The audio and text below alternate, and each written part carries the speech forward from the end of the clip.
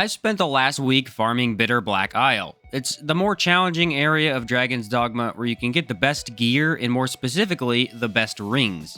The ones you want are made for each of the different vocations and will buff 2 skills from that class. For example, I have the one that upgrades Skull Splitter to Brain Splitter, making it so much better. I don't have the one that buffs Arc of Deliverance into Arc of Obliteration for the Warrior class. If you're interested in getting these rings but not sure how to go about it, here's what I've been doing. You'll first need to find items called Bitterblack Gear level 3. They're cursed and need to be cleansed by the lady standing outside this massive dungeon. These often drop from death and large monsters if you manage to take them down. Also, looting a variety of chests scattered around the rooms will sometimes give you 1 or 2. This process can take some time, and it's no guarantee you'll find what you're looking for. Instead of scouring and fighting Daimon over and over, make sure you go to past post-Daimon, or that you've defeated the final boss of this area at least once. After this, you want to be a Strider equipped with Helm Splitter, Master Thief, and Instant Reset. Then use the shortcut directly behind the lady here. Run through the 2 rooms passing by all the enemies. Strider's roll will let you dodge attacks easily and not waste stamina from running if you get low. Once through into the next room, you'll head on to this balcony area. If there are 2 massive Cyclopses chained up, you're in the right place. Use Helm Splitter to jump into the room and negate your fall damage. Run behind the Cyclops here and jump into this small crevice. This is the farm.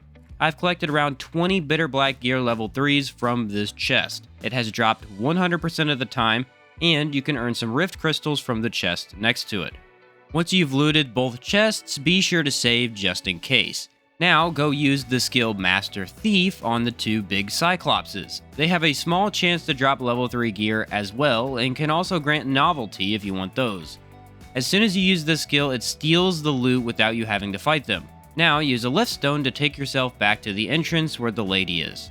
Make sure you buy these lift stones from Barak outside each time, that way you never run out of these. Otherwise, you'll need to run all the way back.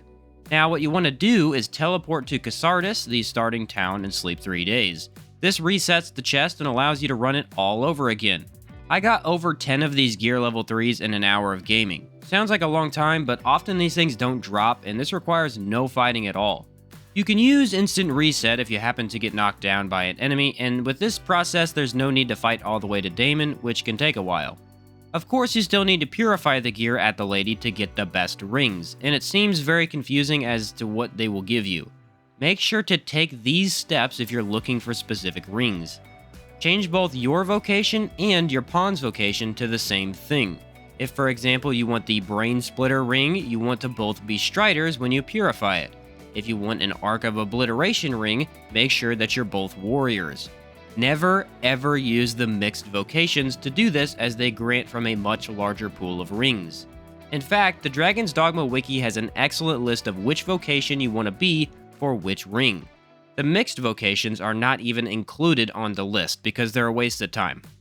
Another tip for getting these rings is to save before you purify. If you don't get what you want, exit without saving the game. Then come back in, change vocations, and try for something else. I've tried saving and then purifying again on the same vocation, but it almost always grants the same stuff. So do this a couple of times until you get a nice reward, and there you go. Yes, of course you could just clear the dungeons, loot Daimon, or use the save exit strategy before opening chests. However, none of these ideas worked well for me, and since I wanted to test out each of the rings, I was getting a bit frustrated. Until I found this method, and now have almost all the cool rings. Try it out if you're not looking to fight tough monsters over and over, but still want to get those good rings. I found this process extremely reliable, and the path does not take long to get through either. If you did find this video helpful, feel free to leave a like, and I'll catch you next time.